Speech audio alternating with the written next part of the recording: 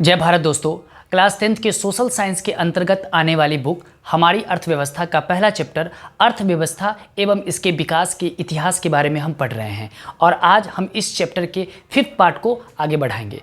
4th part में हम लोगों ने उत्पादन, उपभोग और निवेश या पूंजी निर्माण के बारे में हम लोगों ने पढ़ लिया है। अब हम इसके अगले पार्ट यानी कि अर्थव्यवस्था के संरचना के बारे में बात करेंगे। दोस्तों, अगर आपने पिछले हमारे सारे पार्ट्स की वीडियो को नहीं देखा है तो डिस्क्रिप्शन में उसका लिंक मिल जाएगा, आप वहां पे जाकर के सारे वीडियो को देख करके अपने कंसेप्ट को क्लियर कर सकते हैं। तो चलिए हम आगे बढ़ते हैं। तो आज के इस पार्ट्स में यानी कि पहला चैप्टर हमारी अर्थव्यवस्था का पहला चैप्टर के 5th पार्ट में आज हम बात करने वाले हैं भारतीय अर्थव्यवस्था की संरचना के बारे में। यानी कि भारतीय अर्थव्यवस्था की जो संरचना है उसको 3 भागों में बांटा गया है। आप देख सकते हैं इसका पहला भाग है प्राथमिक क्षेत्र, दूसरा भाग है द्वितीयक क्षेत्र और तीसरा भाग है तृतीयक क्षेत्र। ये तीनों क्षेत्र मिल करके बहुत सारे अर्थव्यवस्था की क्रियाएं करती है यानी कि आर्थिक क्रियाएं संपादित करती हैं जो अर्थव्यवस्था के यानी कि भारतीय अर्थव्यवस्था के संरचना का एक रूप लेती है। तो हम इसको अलग अलग करके पढ़ेंगे। इसका एक क्वेश्चन भी हमारे 10th बोर्ड में पूछे जाते हैं, उसके बारे में हम नेक्स्ट वीडियो में हम चर्चा करेंगे। अभी हम इसकी मूल आर्थिक यानी कि इसके पूरे स्ट्रक्चर के बारे में हम जानते हैं कि कैसे अर्थव्यवस्था की संरचना को बांटा गया है। तो प्राथमिक क्षेत्र में आ जाता है दोस्तों पहला कृषि, पशुपालन, वन और मछली पालन। आप इसको देख सकते हैं, मैं इस साइड आ जाता हूं। प्राथमिक क्षेत्र में पहला पार्ट है कृषि, पशुपालन, वन और मछली पालन। द्वितीय क्षेत्र में उद्योग, निर्माण, गैस और बिजली और तृतीय क्षेत्र में आ जाता है संचार, परिवहन, व्यापार और अन्न। यानी कि प्राथमिक क्षेत्र अगर देखा जाए तो ये पूरे प्राकृतिक चीज़ों से मिलने वाली चीज़ें हैं। और मैं आपको बता दूं, जब आप आगे डिटेल में पढ़ेंगे इसका तो और भी आगे आपको स्पष्ट हो जाएगा कि प्राथमिक क्षेत्र में आने वाली जितनी भी क्रियाएं हैं, जितना भी आर्थिक क्रियाएं संपादित की जाती है वो द्वितीयक क्षेत्र यानी कि द्वितीयक क्षेत्र में जो आने वाली क्रियाएं है वो कहीं ना कहीं प्राथमिक क्षेत्र पे क्या होती है, निर्भर होती है।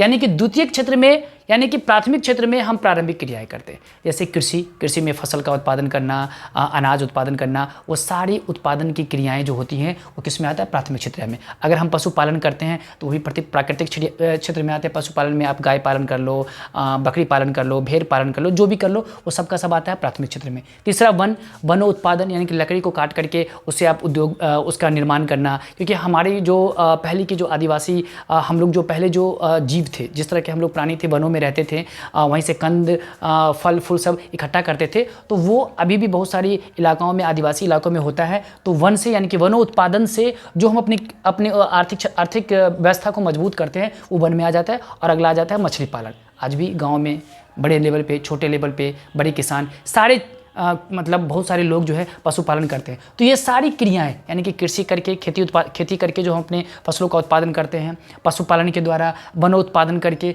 मछली पालन करके, वो सब किस में आ जाता है, प्राथमिक क्षेत्र में आ जाता है।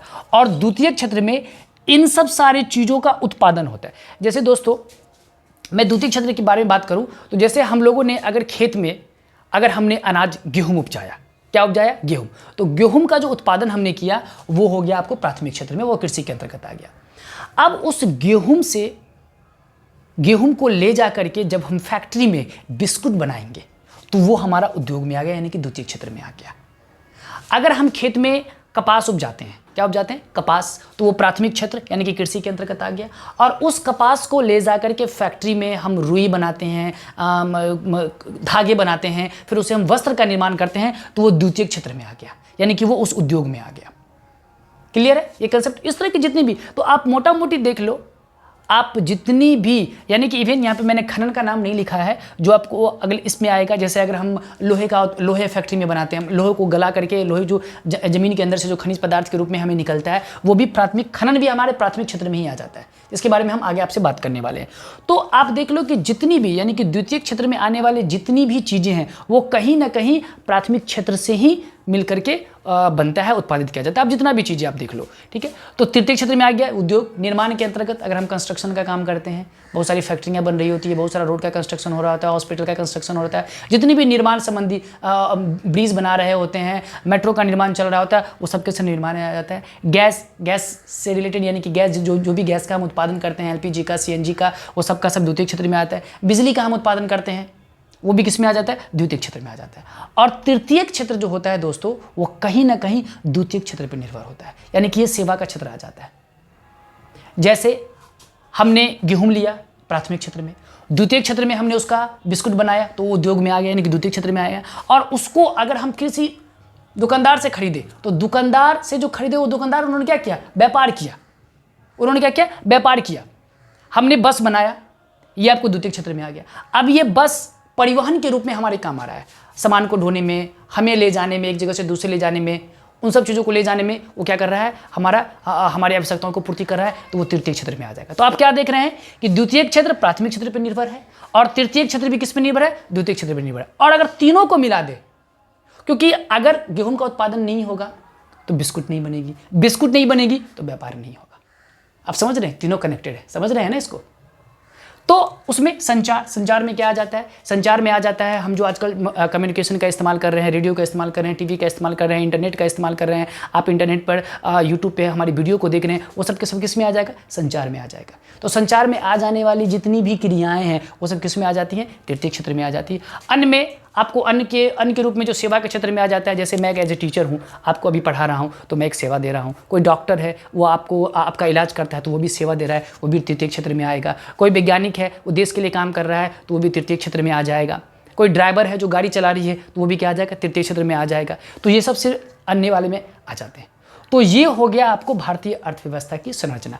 आप इसको नोट डाउन कर सकते हैं, मैं एक सेकंड के लिए पीछे हट जाता हूँ, इसका स्क्रीनशॉट ले सकते हैं। बाकी इसके नोट्स आपको पीडीएफ के रूप में भी आपको मिल जाएंगे। अब उद्योग को भी हम 4 रूपों में बांटते हैं, कुटीर उद्योग, लघु उद्योग, मध्यम उद्योग, बड़े उद्योग। कुटीर उद्योग और लघु उद्योग में जैसे घानी से तेल निकालना, आपने कभी सरसों से तेल निकलते हुए देखा होगा, छोटे छोटे गांव में भी इस तरह के उद्योग लगे होते हैं, वो कुटीर उद्योग और लघु उद्योग के अंतर्गत आता है। ईख से रस निकालना, लकड़ी का खिलौना बनाना, लकड़ी का सामान बनाना, मोमबत्ती बनाना, मसाला, छोटे छोटे लेवल पे मसाले का उद्योग करना। आपने देखा होगा बहुत सारे छोटे छोटे मसाला ला करके छोटे छोटे प्लास्टिक में पैक करके उसको घरे घरे बेचते हैं और घर घर जा करके बेचते हैं। तो वो सब के सब किस में आ जाएंगे, कुटीर उद्योग और लघु उद्योग में आ जाएंगे। मध्यम और बड़े उद्योग में लोहे की फैक्ट्री हो गई, इस्पात की फैक्ट्री हो गई, चीनी उद्योग हो गया, सीमेंट उद्योग हो गया, बड़े बड़े जो इस तरह के उद्योग हो गए वो आपको मध्यम उद्योग या बड़े उद्योग में आ जाते हैं। तो दोस्तों ये है भारतीय अर्थव्यवस्था का एक बेसिक संरचना। इसी के आधार पर हम जो अगला टॉपिक हमारा आने वाला है वो इसी आधार पर हम इसको आगे के रूप में बांटेंगे।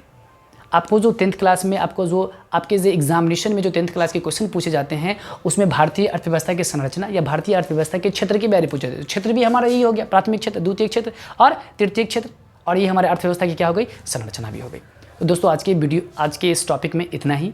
मिलते हैं आपसे नेक्स्ट वीडियो में, तब तक के लिए धन्यवाद।